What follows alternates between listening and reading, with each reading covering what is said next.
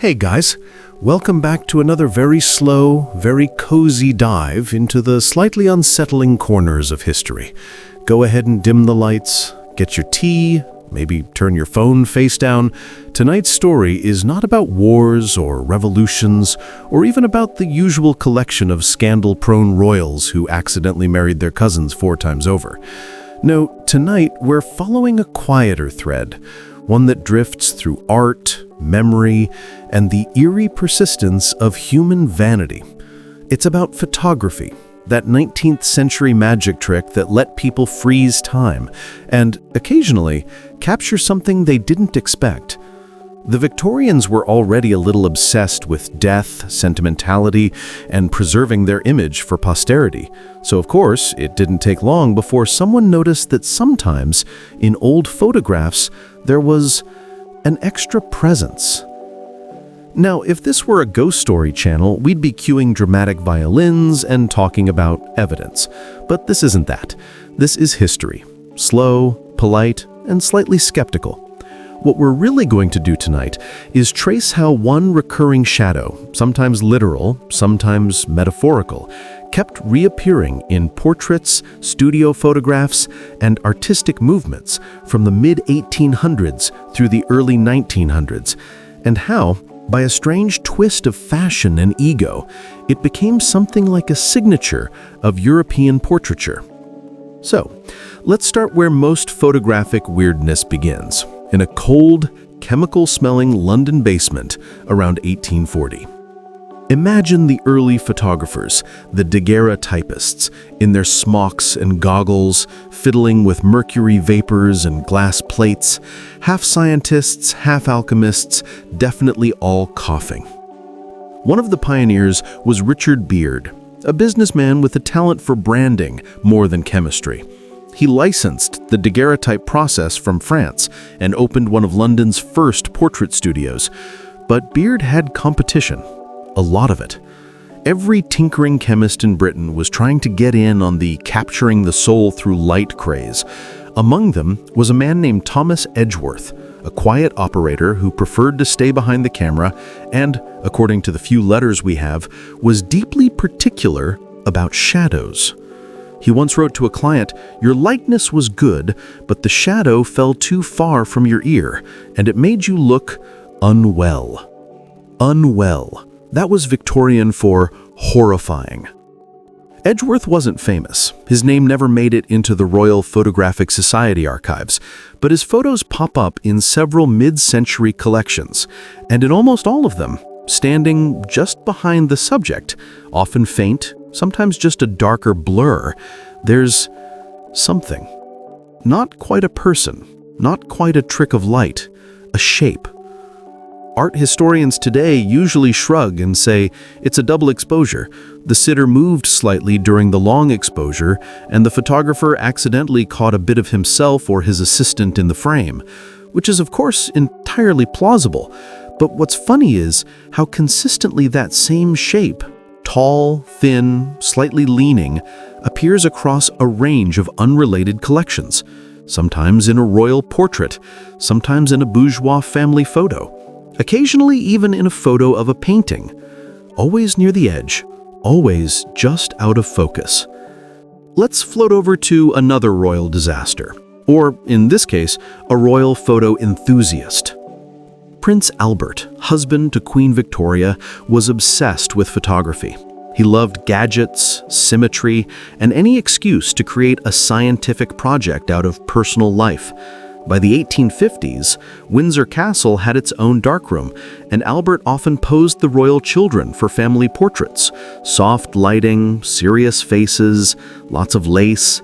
Now, there's a particular photo dated 1854 showing Albert himself standing near a large window. He's perfectly clear, lit by a high afternoon glow. Behind him, though, against the curtains, a faint vertical smear, darker than it should be. You wouldn't notice it unless someone pointed it out, but once you do, it's impossible to unsee. That photo ended up in a private album marked "For Her Majesty Only."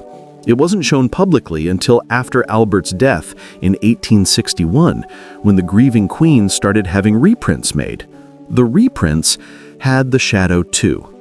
Some photo historians have speculated that Victoria, in her deep mourning, might have noticed the figure and taken it as a comforting sign, perhaps even as a token of Albert's presence. Others point out, more dryly, that it was probably just an issue with the exposure plate, because of course it was. But still, it's interesting, isn't it?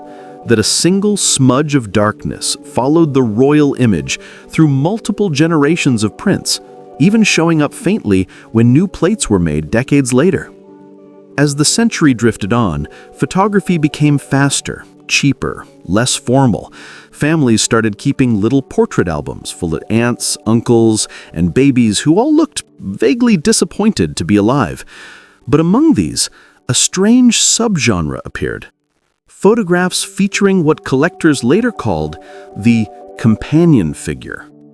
These were portraits where the main subject was posed with an ambiguous silhouette, usually cast as a reflection or an attendant. And here's where the story gets both artistic and slightly absurd. In the 1870s, some photographers deliberately started including the shadowy motif, not because of ghosts, but because of fashion. They called it the second self. It was inspired by the romantic idea of the doppelganger, a poetic symbol of the inner life or of fate, or maybe just a cool way to make your picture look deeper than it was. But then, a few too many photographers seemed to use the same elongated outline, almost identical in shape to the mysterious studio blur that had haunted photos since Edgeworth's day. A tall figure, slouched slightly forward, just there, but not quite part of the room. Was it plagiarism? Coincidence? Or some long-passed-down studio technique that no one ever fully documented? One 1883 journal article from the Amateur Photographer mentions a peculiar mannerism among portraitists of the London school, wherein a faint attendant outline is left to suggest the shadow of the artist. The author called it pretentious, which, fair. And yet, even in continental Europe, the same figure starts showing up. By 1890, photography had gone international, and the artistic elites of Vienna and Paris were all experimenting with what they called the uncanny aesthetic. This was the era of Freud, symbolism, and very long, very moody cigarette breaks. Everyone was into the subconscious, mirrors, and slightly inappropriate family dynamics. So naturally, when early photo exits began at salons and galleries, critics started noticing that some portraits seemed to hum, their compositions subtly disturbed by that same hovering darkness near the edge. One critic, writing about a Paris exhibition in 1895, mentioned a peculiar mannerism among portraitists of the London school, wherein a faint attendant outline is left to suggest the shadow of the artist. He called it pretentious, which, fair. And yet, even in continental Europe, the same figure starts showing up. Let's pause and stretch for a moment. I mean, mentally. You might be wondering, was this all just technical coincidence, the limitations of early photography creating similar flaws? Probably, but there's also something peculiarly human about our tendency to find patterns, especially patterns shaped like people. When you look at hundreds of Victorian photographs, most are stiff, polite, symmetrical. Everyone's trying very hard not to blink. Any small deviation, a blur, a streak, a darker corner, jumps out. It feels like something alive in a moment that's supposed to be frozen. And that tension between stillness and life, between art and accident, is exactly what haunted the early modern imagination. By the turn of the 20th century, the faithful shadow had become almost an artistic inside joke. You can find notes in correspondence between photographers like Julia McCameron and her peers, jokingly referring to leaving the shadow in as a mark of authenticity. But then, something odd happened. the shadow stopped being funny. Around 1903, a Scottish photographer named Elspeth Muir exhibited a series of portraits at the Royal Society of Art. Her subjects were ordinary people, fishermen, children, old women, simple, soft, very human. But every one of them had, near the edge of the frame, that same tall, indistinct blur. Critics adored her work. One even called her the inheritor of the faithful shadow. Then just a few months later, she died suddenly of an infection. Her final negatives were never found. Her surviving prints were sold to collectors who, decades later, would notice that when developed under modern conditions, the shadow became more distinct. And yes, before you ask, people have compared those prints to earlier photos by Thomas Edgeworth and Richard Beard's studio. The silhouette is alarmingly